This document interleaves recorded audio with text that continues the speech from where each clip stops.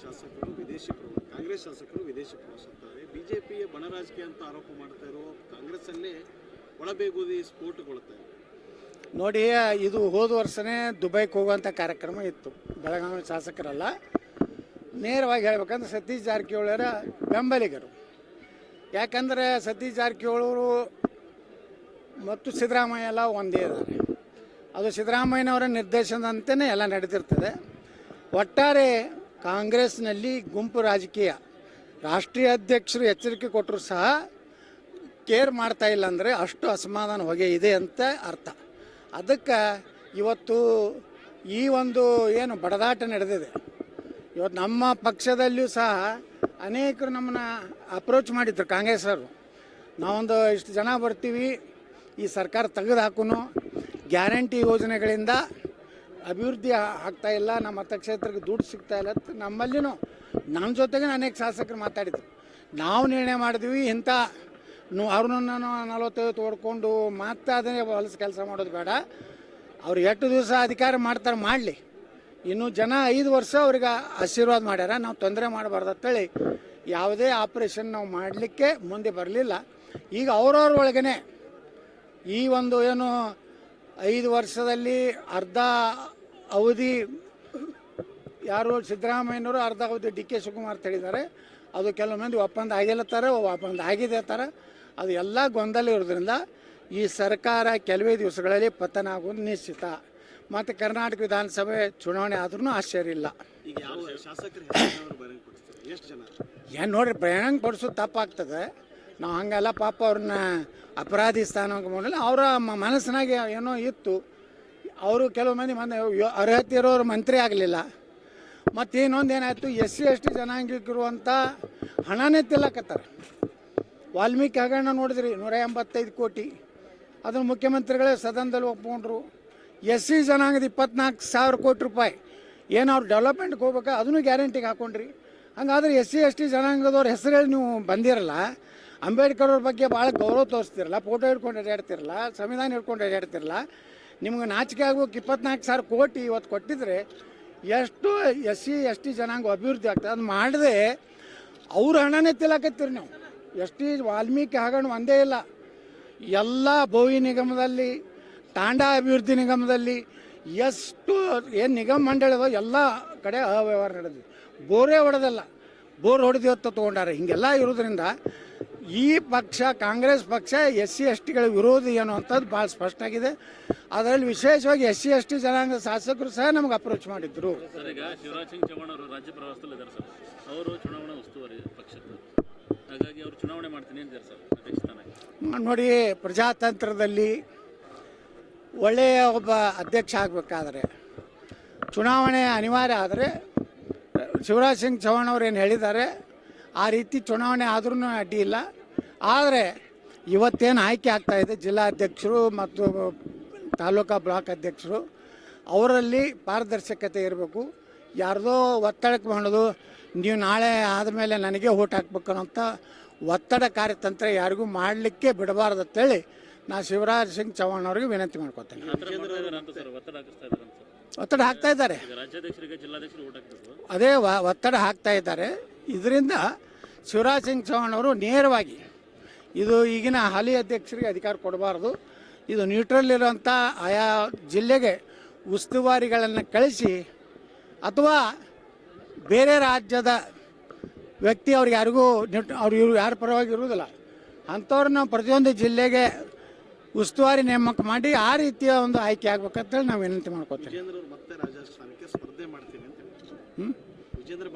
ಮಾಡಲಿ, ಪ್ರಜಾತಂತ್ರದ ಅವ್ರಿಗೂ ಮಾಡ್ಲಿಕ್ಕೆ ಹಾಕಿದೆ. ಸಾಮಾನ್ಯ ಕಾರ್ಯಕರ್ತರು ರಾಜ್ಯಾಧ್ಯಕ್ಷ ಸ್ಥಾನಕ್ಕೆ ನಿಲ್ಲಕ್ಕೆ ಹಾಕಿದೆ. ಅದು ಬರಲಿ, ಚುನಾವಣೆ ಬಂದಾಗ ನಾವು ಏನೋ ಒಂದು ಪ್ರಕಟ ಮಾಡೋರದೀವಿ, ಮಾಡ್ತೀವಿ. ನೋಡೋಣ, ನಾವು ಎಲ್ಲ ಸಿದ್ಧತೆಗಳನ್ನು ಮಾಡ್ಕೊಂಡಿದ್ದೀವಿ. ಚುನಾವಣೆನೇ ಆದರೆ ಯಾಕೆ ಹಿಂಸರಿಬೇಕು ಅಂತೇಳಿ ನಮ್ಮ ಗುಂಪಿನಲ್ಲಿ ನಿರ್ಣಯ ಮಾಡಿದ್ದೀವಿ. ಒಂದು ವೇಳೆ ಆಗಬೇಕು ಅಂತ ಚುನಾವಣೆನೇ ಆಗ್ತದಂದರೆ ನಾವು ನಿಷ್ಠಾವಂತ BJP ಕಾರ್ಯಕರ್ತರ ರಕ್ಷಣೆಗಾಗಿ ಭಾರತೀಯ ಜನತಾ ಪಾರ್ಟಿ ಮೂಲ ಸಿದ್ಧಾಂತಗಳು, ಭಾರತೀಯ ಜನತಾ ಪಾರ್ಟಿಯ ಹಿಂದೂಗಳ ರಕ್ಷಣೆ ಮಾಡಲಿಕ್ಕೆ ಮತ್ತು ವಕಫ್ ವಿರುದ್ಧ ಏನು ನಮ್ಮದು ಒಂದು ಹೋರಾಟ ಇದೆ, ಅದಕ್ಕೆ ಬಲ ಕೊಡಲಿಕ್ಕೆ ಬಿ ಜೆ ಪಿಯಲ್ಲಿ ಕಲುಷಿತವಾದಂಥ ವ್ಯಕ್ತಿಗಳಿಂದ ಬಿ ಜೆ ಪಿಯನ್ನು ಮುಕ್ತ ಮಾಡಲಿಕ್ಕೆ ನಾವು ಈ ಚುನಾವಣೆಯಲ್ಲಿ ನಮ್ಮ ಪರವಾಗಿ ಒಬ್ಬರ ಅಭ್ಯರ್ಥಿಗಳ ಮಾಡೋ ಬಗ್ಗೆ ಗಂಭೀರವಾಗಿ ಚಿಂತನೆಯನ್ನು ಮಾಡ್ತಾ ಇದ್ದೀವಿ. ನೀವು ನಿಲ್ತೀರಿ ಅಂತೇಳಿ ನೀವು ನಿಲ್ತಾರೆ ಅಂತ ಅದು ಯಾರು ನಿಲ್ತಾರೋ ಗೊತ್ತಿಲ್ಲ, ಯಾರು ಎಲ್ಲರೂ ಕೂಡ ನಾವು ನಿರ್ಣಯ ಮಾಡ್ತೀವಿ, ಅವರ ಸ್ಪರ್ಧೆ ಮಾಡ್ಬೋದು. ಹೈಕಮಾಂಡ್ ಅವರಿಗೆ ಜಾಸ್ತಿ ಮನೆ ಹಾಕ್ತಾ ಇದೆ.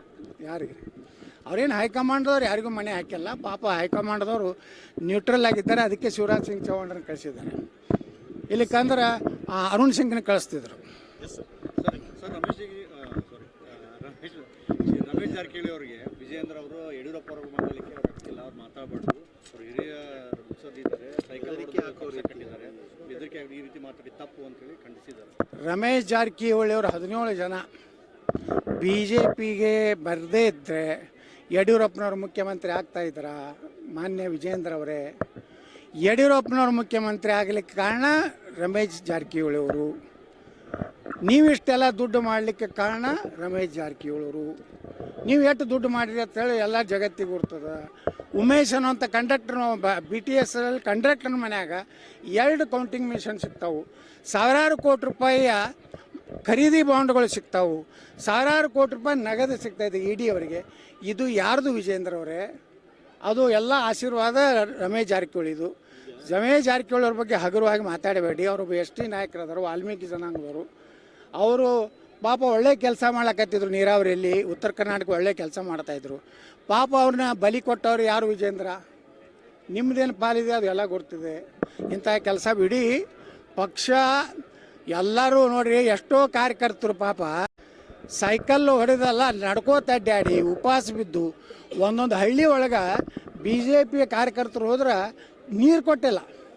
ಅಷ್ಟೆಲ್ಲ ಹೋರಾಟ ಮಾಡಿದ್ದರಿಂದ ಪಕ್ಷ. ಜಗನ್ನಾಥರಾವ್ ಜೋಶಿಯವರು, ಅದೇ ರೀತಿ ನಮ್ಮ ಬಸವರಾಜ ಪಾಟೀಲ್ ಶ್ರೀರಾಮ್ ಅವರು, ಅನಂತಕುಮಾರ್ ಅವರು. ಮೇನ್ ಅನಂತಕುಮಾರ್ ಅವ್ರ ಶಕ್ತಿ ಇತ್ತಂತೇಳಿ ಒಂದು ಪ್ಲ್ಯಾಂಡ್ BJP ಕರ್ನಾಟಕದಲ್ಲಿ ಗಟ್ಟಿಯಾಗಿ ನಿಲ್ಲಕ್ಕಾಯ್ತು. ಅನಂತಕುಮಾರ್ ನಾವು ಸ್ಮರಣೆ ಮಾಡ್ಕೋಬೇಕು, ಜಗನ್ನಾಥರಾವ್ ಜೋಶಿಯವ್ರನ್ನ ಸ್ಮರಣೆ ಮಾಡ್ಕೋಬೇಕು.